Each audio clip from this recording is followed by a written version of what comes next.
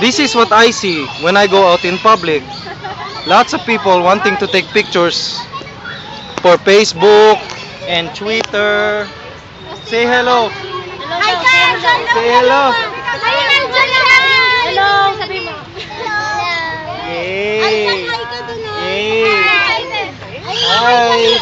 These are my little fans. I see some fans. The fans are approaching.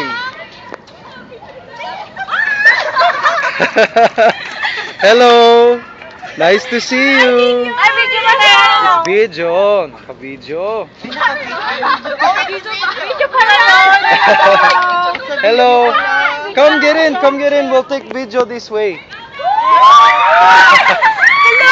Hi po, my friend! Cool! Cool na cool! Mangwan! That's right! That's right, they know, you see? We're from the Philippines.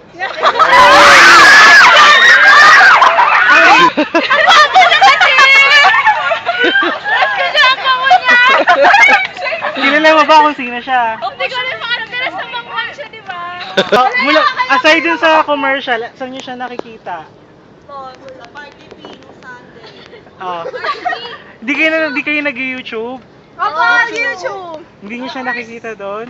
Nakikita. Anong ginagawa If you niya? type Filipino word, you will see his video. Wait lang. Halika dito. Ikaw kuya! They're freaking out! I wonder if I should be concerned. Oh, but at least they're fans. Kilala mo siya sa internet? Opo. Anong ginagawa niya sa internet? Binigay yung Filipino accent po. Kaya magayahin? Ayaw ko. Hindi ko kaya. Anong masasabi niya na yung meron tayong kapwa Pilipino na sikat sa internet tapos pinakalat niya yung Filipino culture natin? Proud to be Filipino. Kasi na-spread yung Filipino culture. And language, of course. Ano? Ulitin mo nga yung sinabi mo. Oh my God! Ulitin mo. Ano? Kasi, bakit ka proud? Ano sinabi mo?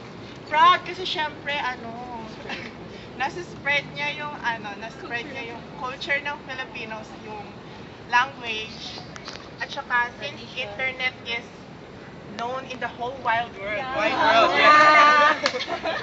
Syempre marireach siya ng every race na meron sa mundo. So, ayun, makikilala tayo mga Pilipino. So, we're proud. Yeah. Yay! Salamat! International na. Bye! Thank you! Love you, Mikey. I love